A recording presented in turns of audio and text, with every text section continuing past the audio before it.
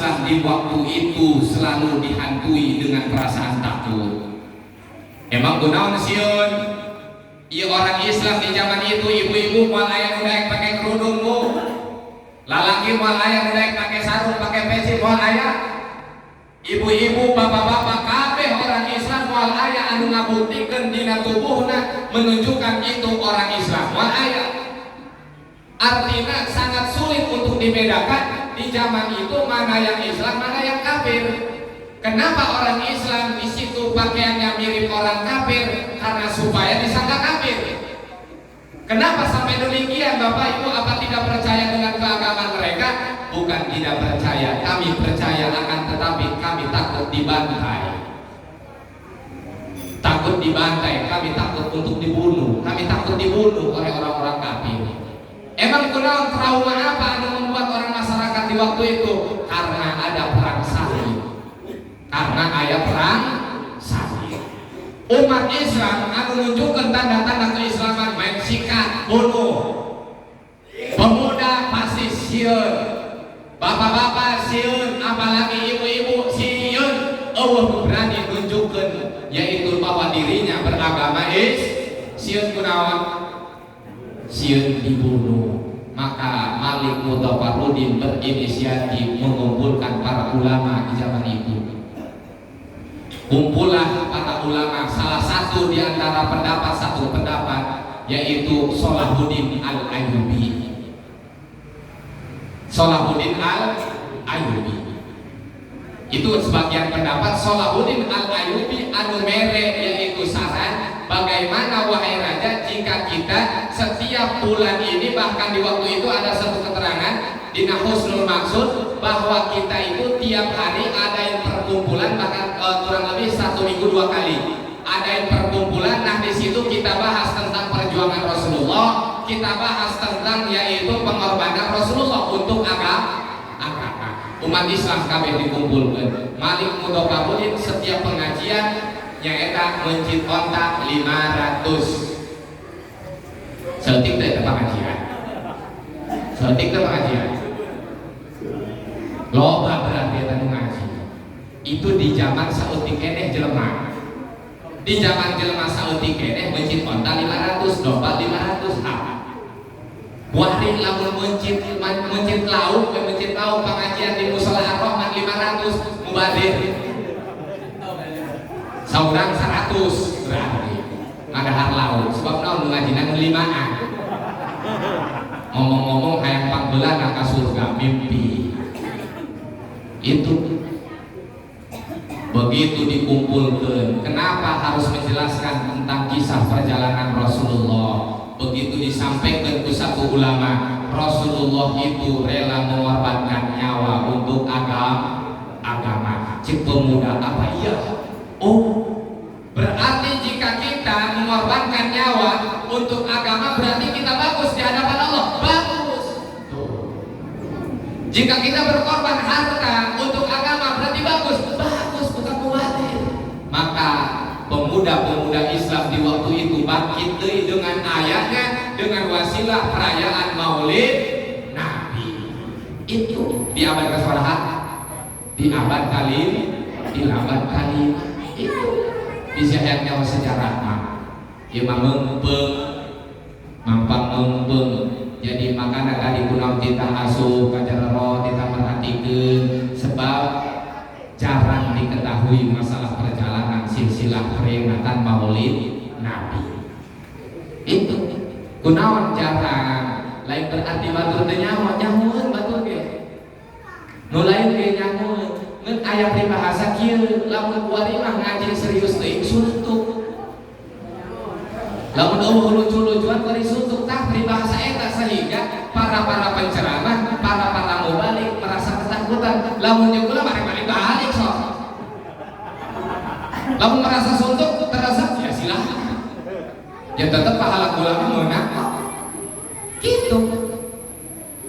Oh, saya kula bagus ngantuk silakan. Berarti pahala nang meunang sapotong. Itu batur 100% berapa 50%. Nah, jadi orang di abad kelima adalah yaitu Malik Mutafarrudin. Terus kemudian disusul ku pendapat Imam Syafi'i. Di dalam hadis Imam Syafi'i, wah cenah lain hadis Imam Bukhari Muslim, pantenya Imam Bukhari Muslim itu di abad ke-5. Imam Syafi'i itu di abad ke-berapa? Imam Bukhari Muslim itu abadnya abad ke-9. Itu kurang lebih Imam Syafi'i jauh lebih awal, kurang lebih di abad ke-6 dan abad ke-7. Bahkan ayatan abad ke-5 itu Imam Syafi'i. Cing Imam Syafi'i man jama'a li maulidi Nabi Muhammadin sallallahu alaihi wasallam ikhwana.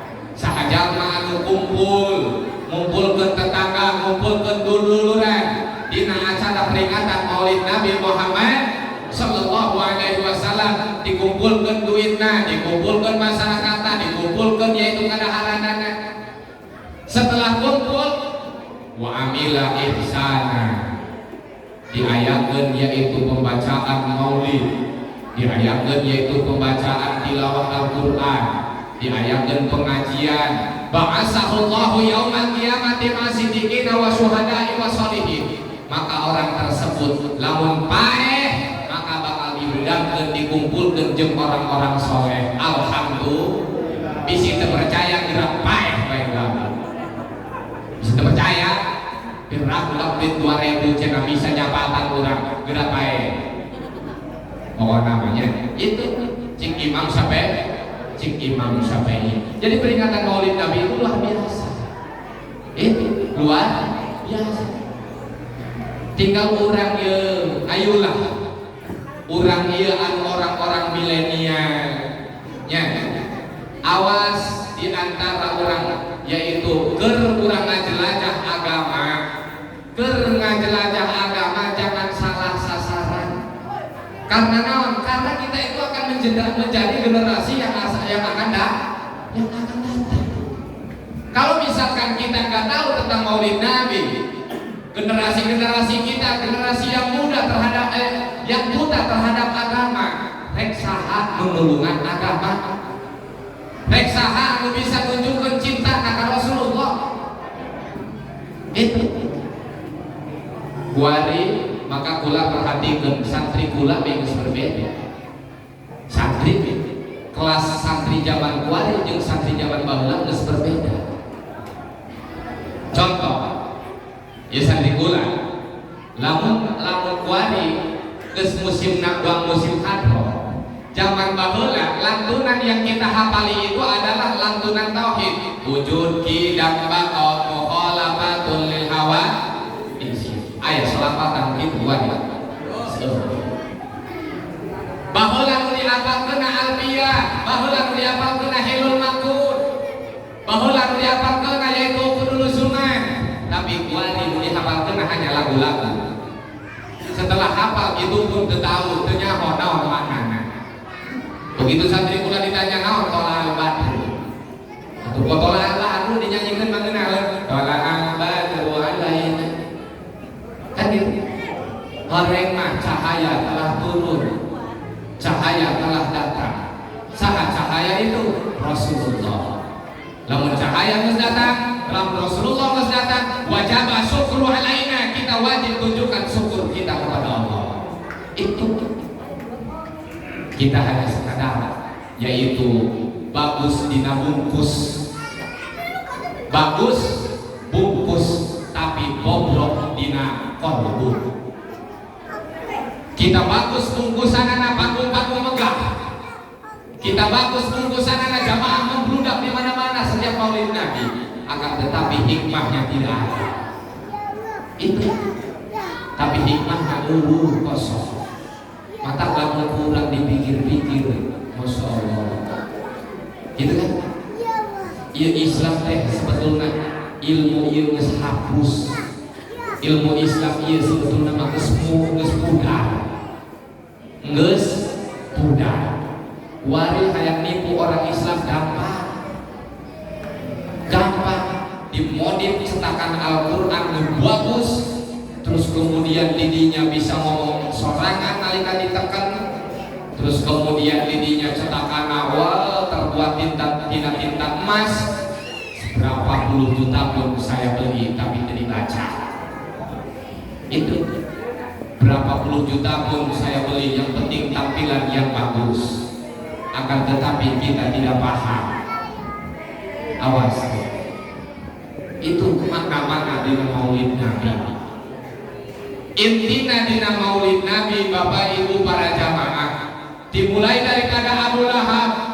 Ku Allah asa hajat anu ngarasa bahagia dengan lahirnya Rasulullah, maka ku Allah bakal menang ampune.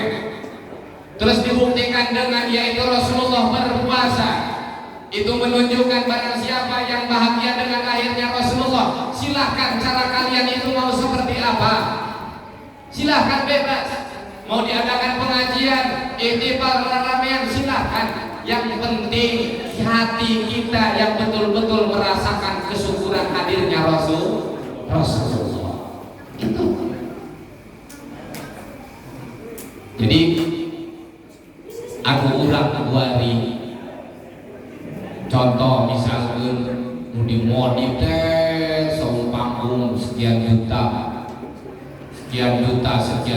balik termahal sekian puluh juta. Begitu datang kenyak geus itu. Begitu maulid Nabi ngada-ngada Islam perintah-perintah untuk membangkitkan keagamaan karena naon? Karena tadi persepsi orang karena khawatir ieu jamaah bubar. Lamun sakirana wah kurang begitu lucu atuh bari mah geus gampang bari mah begitu mah hese teh anu sakirana ieu nu meunang ilmu, nu meunang pengetahuan sehingga kebangkitan keimanan kita kepada Allah itu luar biasa. Tujuan hakiki dalam kita kumpulnya acara maulid Nabi, tujuan hakiki kita acara pengajian itu kan kualitas hampir itu keseluruhan kebalik. Contoh ulama ngetes ieu sistem kebaliknya. Contoh, maka sering kula bertanya, lamun misalkan eta acara yaitu sholat Id di Masjid Baitur Rahman, eta jalan ditutup. Tapi sholat Jumat seeutik. Apalagi sholat 5 waktu. Eueuh ngan 2 baris. Eta lamun urang kieu makana ieu lamun urang panitia milih Bapak Ibu tangan kanan ieu teh uang 10 juta, tangan kiri uang 100.000, pilih yang mana? Pilih tangan kanan, pilih tangan kiri. Kunaon sebabna? Lebih gede. Tapi kunaon dina urusan ibadah teu mikir ka belah dinya. Contoh, ieu salat Id mah hukumna naon? Sunnah. Salat Jumat mah, salat asar mah, tapi kunaon milih nu leutik. Bener kan? Ieu geus kebalik karena naon? Ruhna teu nyaho. Ruh ibadah kita itu betul-betul urang teh teu paham apa di balik ibadah itu. Urang teh teu nyaho tujuanna ke arah mana. Itu terbalik. Hadirin silakan ambil contoh. Loba di antara contoh-contoh urang kudu urang dibenahi. Itu kan? Kudu urang dibenahi, Bapak Ibu luar biasa. Jadi ieu urang berangkat tina hati heula luruskeun apakah tujuan kita. Apa tujuan kita dan apa terus harus bagaimana kita untuk menjalankan agama ieu. Lamun geus katimu eta tah pertanyaan eta insyaallah dengan ngajalankeun agama eta lurus. Contoh kuari ieu teh. Lamun istilah diseleksi, lamun urang bertanya misalnya kunaon pengajian kosong. Pasti jawabannya kieu. Lah jawaban pertanyaan nanti karena pengajian tentang wudu geus nyaho. Tentang sholat kan geus nyaho. Ya nyaho ti leuleutih. Itu kan geus nyaho ti leuleutih.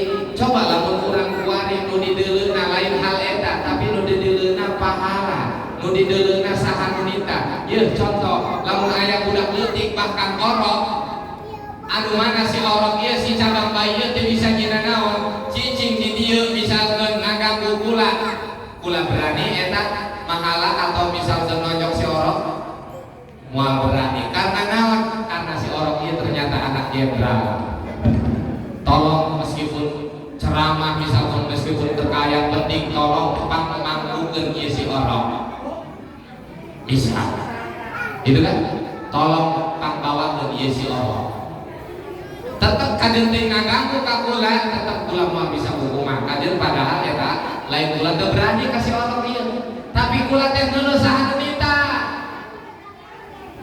neuleuh saha anu nu nitah teh anu nitah teh jenderal sekalipun ieu si orang can bisa nyeuna naon tinggal kurang dicekel beungan geus beres tapi inget lamun ka inget ka bapana jenderal jangankan leungeunna ka deuleu beungeutna ka deuleu ti kejauhan oge urang bisa pae teh eta tuh makana urang lamun deuleu dohiriah ilmunya wudu salat keseane tapi lamun anu dideuleuna saha anu ditahan Allah sekalipun itu dianggapnya hukum biasa tapi kita itu bukan melihat hukumnya akan tetapi melihat saha anu ditahna betul karena kesalahan setan pun salah berprinsip kunaon setan dilaknat nyampe ka ku Gusti Allah di saat yaitu di waktu setan eta kita sujudkan Nabi Adam karena setan itu hanya ngeuleuh dohiriah Nabi Adam ye Nabi Adam udah kamari sore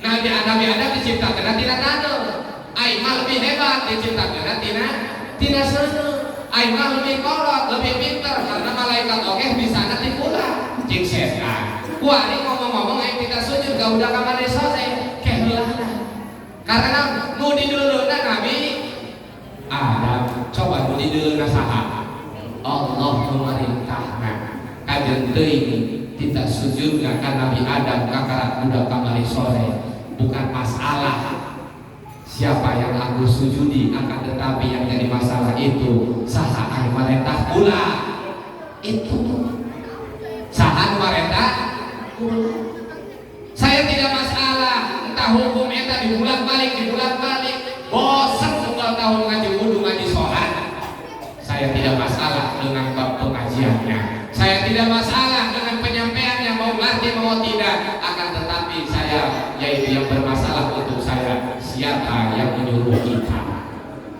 itu saha nu nitah urang Bapak Ibu Allah nu nitah urang teh Allah tidak ngaji Allah nu nitahan ngagakkan nu nitahan mempertahankan agama teh Gusti Allah nu nitahan memperjuangkan agama Islam teh adalah Gusti Allah anu boga kontrakan ieu Gusti Allah anu boga kontrakan dunia ieu Gusti Allah nu boga kontrakan di Gintung eta si A ieu si B teresep gelut bae jeung si A kira-kira diusir moal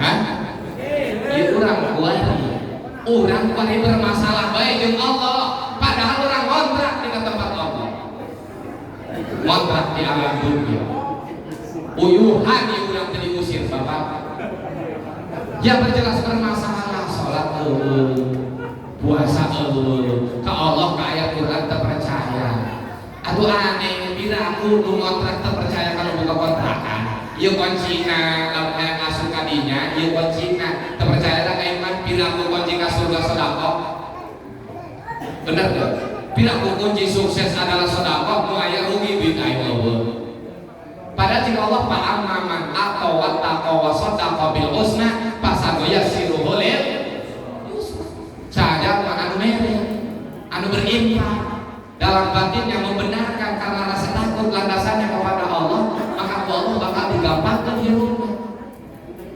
kan gitu lamun urang percaya kalau boga kontrakan ieu kunci kamarna ieu kunci imahna pasti urang bakal asup ka jero kamarna betul kumaha bari urang ieu teu percaya kan boga kontrakan yang teu percaya ieu kuncina hakati teu logika urang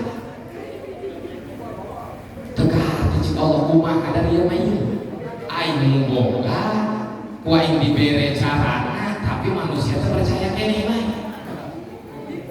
alhamdulillah makana jangan kaget kalau urang tapak bukan ayat Al-Qur'an apala yaqilun apala yatadabbarun naon tah teu boga akal naon tah teu mikir apala yasmaun naon tah teu kadenge apala yang turun naon tah teu bisa ngeuleuh gitu Lamun di bahasa kasar naon sia teu boga otak, naon dia teu boga jeding, itu bahasa kulon teh. Jeding ieu jeding. Naon sia teu boga otak, teu boga jeding. Diparentah ku Gusti Allah, ditindak ku Gusti Allah, Allah anu maha kuasa, tetapi ku Allah diberi cara terpercaya kan hanya. Paham? Maka tujuan orang Bapak Ibu pada jamaah, yuk benahi apa tujuan kita hidup dalam agama. Tujuan kita itu kembali kepada Allahnya. Biar apapun tampak lahiriah kita, maulid kita hanya sederhana, akan tetapi tujuan kita itu adalah makna-makna maulid. Akan tetapi sekalipun hanya sekedar sederhana, hanya apa adanya, tidak ada tenda, tidak ada panggung, tetap makna-makna maulid itu untuk membangkitkan keimanan kita kepada Allah Subhanahu wa Ta'ala. Paham? Alhamdulillah, itulah saja. Itu capek selalu.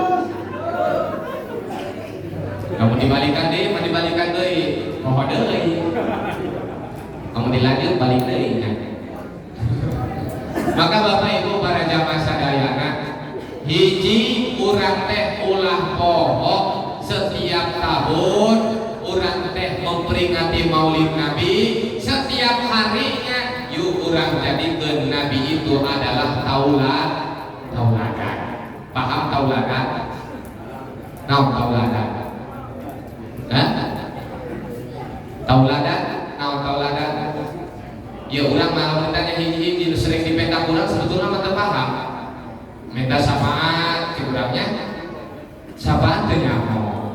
Mudah-mudahan kita jadi jalma takwa, ditanya takwa teh takwa naon takwa? Teu nyaho dibayar. Aju urang teh mudah-mudahan jadi jalma anu bisa bersyukur, ditanya syukur teh nyaho. Mudah-mudahan urang sadayana naon ditanya karena dirahmatan Allah Subhanahu wa Ta'ala ari ngaran rahmat naon. Berarti urang eta kuari minta bohong, minta palsu. Allah minta itu, emang naon itu? Dia main oke. Bukan minta itu. Itu. Jadi karena urang teh tadi teh karena malas untuk memperdalam makna-makna agama. Cukup pokoknya macam batur sapaat yang diminta deh orang masalah. Ternyata kumaha lamun eta sapaat racun. Kan rugi. Minta kan gitu. Ya kan? Sapaat itu tolong menolong. Sapaat Rasulullah itu berarti kita diberikan pertolongan oleh Rasulullah. Bapak Ibu para jamaah, memek ku Rasulullah jauh urang moal geura nyampe ka pusat. Ngerti? Ieu moal geura langsung Rasulullah anu nulungan urang teh. Rasulullah itu amun arek nulungan urang, lamun arek nyapatan urang, Rasulullah itu melihat pengajuan dari mana dulu. Stempel mana? Apakah stempel musola? Apa stempel naon? Apa stempel masjid? Barulah lamun ka hati stempelna di atas materai, barulah Rasulullah nyapatan. Ieu mau ujug-ujug langsung ka Rasulullah, kata tangga teu nyaho. Ka pengajian teu kenal, rek saha nu mawa ka Rasulullah. Kan gitu. Urang teh langsung ka Rasulullah. Rek saha mawa nahan? Rek saha? Jika tangga itu kenal jatel katimu. Aju cing ulama-ulama setempatna. Ieu orang mana aja? Can pernah heuleuh. Itu. Aju cing Rasulullah pan ieu minta syafaat kula, ieu di mana jalurna, ieu di mana? Kan bingung. Nya. Engke aya di bawah pimpinan satu surat ngarana syafaat itu tolong menolong, saling pegang, saling rangkul. Bapak dengan tetangga, dengan saudara dengan yaitu tetangga, lamun akur, lamun satu paham terhadap agama, berarti saling pegang terus, saling pegang, maka kepercayaan anu dititipkeun dari sosok ulama ti Gusti Allah di dieu saha nah ujungna kepalanya ulama tersebut dicekel tah kabeh kakarah di bawah jadi ketua rombongan ya. dibawa ke hadapan Rasulullah. Lapor ini jamaah hari gintung tubuh musola ar-Rahman, kami ngaji iya, tolong berikan syafaat untuk kami. Amin ya Rabbal. Itu lemah hati mah kudu itu proses surah nabi. Pan urang mah setengah terbalik minta hidayah ke neangan atuh mah dikueun neangan eta hidayah kucrung assalamualaikum saya hidayah. Siapa yang mau hidayah malam ini tolong buka pintunya moal aya. Ari hidayah naon Bu Bapak? Aya eta petunjuk jalur ke Jakarta aya teh di kamar. Plang aya di kamar Jakarta gitu kan. Lamun hayang ka dieu jeung ngaran Jakarta kudu ka mana? Hah? Teu kudu ka Jakarta, kata ngerang leumpang. Kudu leumpang moal aya plang eta asup ka kamar Jakarta ka belah barat moal aya. Mantakan ngaranna hidayah itu kudu dintiangkeun urang kudu leumpang menjemput hidayah. Alaina lal huda kata Allah. Hidayah itu tanggung jawab kami itu kalimat alaina. Lain lillahil huda lain. Lamun milik Allah, hidayah itu milik Allah, artinya tidak ada praktek barang siapa lamun milik Allah, engke ku Allah eta bakal dibere. Nah eta hanya lamun kira-kira Allah bere. Lamun kalimatna alaina, datangnya hidayah itu berarti tanggung jawab Allah. Sedangkan setiap tanggung jawab itu ada haknya kita. Betul. Hak mendapatkan hidayah itu adalah kita. Lantas di setiap tanggung jawab itu tetap ada istilah yaitu kewajiban, ada hak, ada kewajiban, dan sebaliknya ada kewajiban, ada hak. Kewajiban Allah memberikan hidayah dan kewajiban kita bersyariat untuk mencari kepahaman. Mantap diajak pengajian cina kula baca tentang hidayah. Mau malah tuh di sisi tema. Engke lamun ilu ka pengajian, ilu acara Maulid Nabi, pandina pengajian dijelaskan wudu, dijelaskan sholat. Tah eta kitu ngaranna hidayah, petunjuk. Oh, urang kudu sholat. Eta oh-ohan eta ngaranna hidayah. Lamun ka dieu jeung Jakarta kaya ka kanan. Karena eta ngaranna hidayah. Lamun di kamar oh-ohan hak gerak. Hidayah lain. Lain petunjuk kita mah telunjuk. Itu Bapak. Jadi betul-betul harus dipahami lebih dalam tentang agama supaya jalan orang sesuai dengan realnya, sasarannya tepat adalah Allah Subhanahu wa Ta'ala. Bisa sakitu bae lah. Capek ya leus beneran. Yo bener geus jam lebih. Geus jam lebih. Kamari kula ka itu mah 2 jam ya Bang Muslinya. Haji kula di peta 2 jam di Paku Haji. Sugan teh mah beda gitu nya. Arek masa bapak ieu mah capek balik di ditu ngaji deui nyampe ka subuh engke balik deui ka Bandung mangka subuh nyampe jam 7 biasa. Nah itu pokoknya mah. Jadi mudah-mudahan naon anu tadi disampaikan nya intina dalam naon materi nu disampaikan tadi urang teh ulah salah sasaran. Kudu sesuai jalurnya, sasarannya kemana, katimu Allah apa bukan ini sasaran. Lamun sakirana lain katimu Allah jangan kau paksakan terus, artinya urang teh kudu belok. Itu intinya dari Maulid Nabi. Mudah-mudahan urang sadayana diberi pertolongan Allah Subhanahu